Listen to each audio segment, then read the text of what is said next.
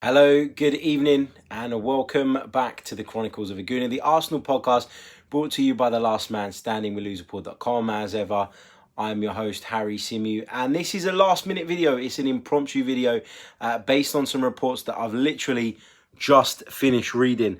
According to James Benge, friend of the show, friend of the podcast, and a fantastic journalist, works over at Football London, Arsenal are on the brink of appointing Edu as the new technical director. So Arsenal on the brink of appointing an invincible former Gunner into the position of technical director. Now, it does say in the report that it's not likely that any announcement will be made prior to the end of the Copa America, which for me is a little bit difficult to swallow, because you feel like Arsenal should have the people in place now to be getting the deals done early doors, and rather than waiting for the Copa America to finish and then going and getting Edu, etc., etc.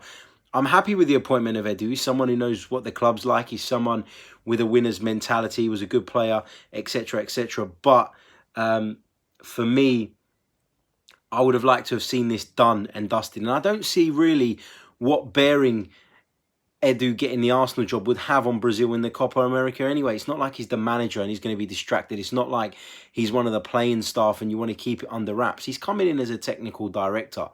And for me, you know, I wish they would just get this announcement done and dusted, because it must be really difficult to negotiate with players when they don't know who the technical director is going to be, because it seems like this new model that Arsenal are going to follow, you know, means that the technical director has a really big role alongside the manager.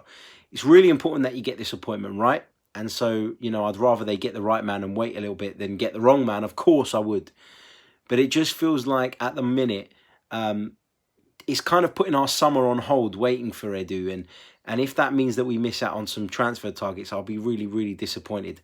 But like I said, over the moon if they do go with him and if he does come in, because I think of all the candidates that have been spoken about, he seems like the right man. He seems like someone, you know, that would be a good fit for the club. Quick comment coming up from Brandon. He says, no need to rush him in because Edu won't have much to do with the transfer window.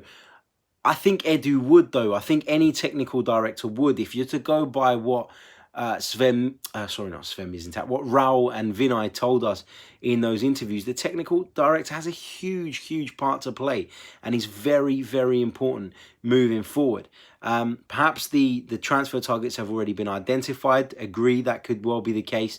But I feel like it's the final piece in the jigsaw before Arsenal can move forward and really see the benefits of this model that we've opted to go with. And until everybody's in place, I don't think we're going to see those benefits. And, you know, Copa America starts tonight. Brazil are the hosts. You'd expect them to go pretty far in it as well. They're actually the favourites, I believe. So, you know, no chance of Edu coming in early, I don't think. But, you know, overall, pleased with the appointment. Arsenal are on the brink of doing it, according to James Benge over at Football London. Great reporter, great friend of the podcast. So a big shout out to him as well.